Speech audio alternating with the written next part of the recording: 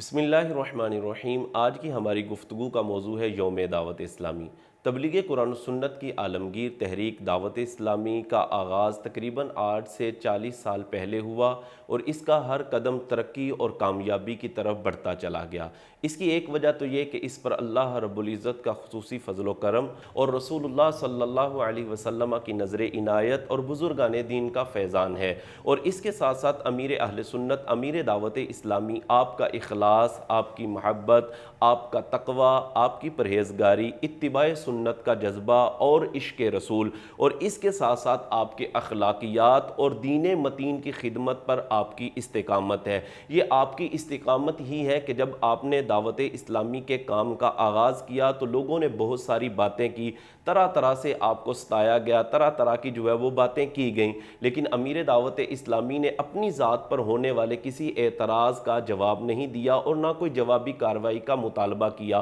اور آپ مسلسل دین متین کی خدمت میں لگے رہے، اور دین متین کی خدمت کر کے آپ نے اپنے مخالفین کو اس انداز میں جواب دیا کہ جو پہلے مخالفین تھے وہی آپ کے محبین بن گئے۔ اس طرح دعوت اسلامی کا پیغام دنیا بھر کے اندر پھیلا اور قرآن و سنت کا پیغام دنیا کے کونے کونے کے اندر عام ہو گیا۔ امیر دعوت اسلامی نے اپنے مریدین کو، اپنے محبین کو عقیدہ اور مسلک کی پختگی کا پیغام دیا، اور وہ عقائد جو ہمارے بزرگان دین نے بیان کیے، خصوصاً امام احمد رضا خان فاضل بریلوی رحمۃ اللہ تعالی علیہ، مجدد الفسانی شیخ احمد سرہندی فاروقی رحمۃ اللہ تعالی علیہ، شاہ عبدالحق محدث دہلوی اور امام اعظم ابو حنیفہ رحمۃ اللہ تعالی علیہ کے جو نظریات تھے، جو آپ کے افکار تھے، جو ان بزرگان دین نے ہمیں عقیدہ دیا تھا، امیر اہل سنت نے اپنے چاہنے والوں کو، اپنے مریدین کو، اپنے محبین کو مسلک پر پختگی کا پیغام دیا۔ دعوت اسلامی نے ناظرین بہت ساری خدمات سر انجام دی ہے۔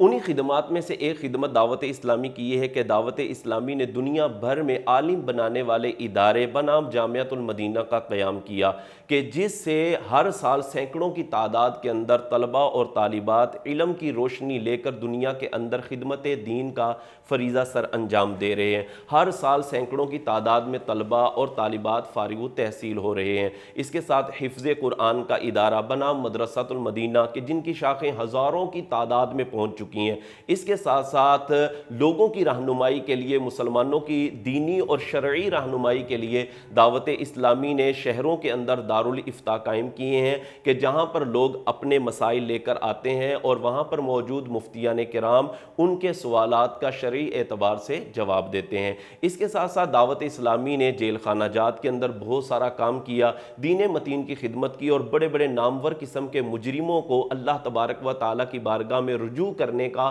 پیغام دیا، اور بہت سارے لوگوں نے توبہ کی اور اللہ رب العزت کی بارگاہ میں اپنا سر جھکانے لگ گئے۔ اسی طرح اگر فلاحی کاموں کے اعتبار سے دعوت اسلامی کو دیکھا جائے تو دعوت اسلامی نے دکھیاری امت کی ہر موقع پر مدد کی ہے، وہ چاہے زلزلے کا موقع ہو، چاہے سیلاب کا موقع ہو، اور چاہے کرونا کی صورت میں آنے والی ایک آفت اور وبا ہو۔ دعوت اسلامی نے آگے بڑھ کر امت کی مدد کی ہے اور گھر گھر جا کر کرونا کی صورت کے اندر لوگوں کو راشن دیا ہے، ان کی عزت نفس کا خیال کیا ہے۔ اور اسی طرح تھیلیسیمیا کے موقع پر کہ جب بچوں کو خون کی حاجت اور ضرورت تھی، امیر دعوت اسلامی، امیر اہل سنت کے ایک حکم پر سینکڑوں کی تعداد کے اندر الحمدللہ خون کی وہ بوتلیں دی گئی ہیں، اور تھیلیسیمیا کے بچوں کو جو خون کی حاجت اور ضرورت تھی، اس حاجت کو اور اس ضرورت کو پورا کیا گیا، اور دنیا بھر کے اندر اور اب الحمدللہ دعوت اسلامی کو 40 سال مکمل ہونے کی طرف جا رہے ہیں، اور دعوت اسلامی کا ہر قدم الحمدللہ ترقی کی طرف، کامیابی کی طرف بڑھتا چلا جا رہا ہے۔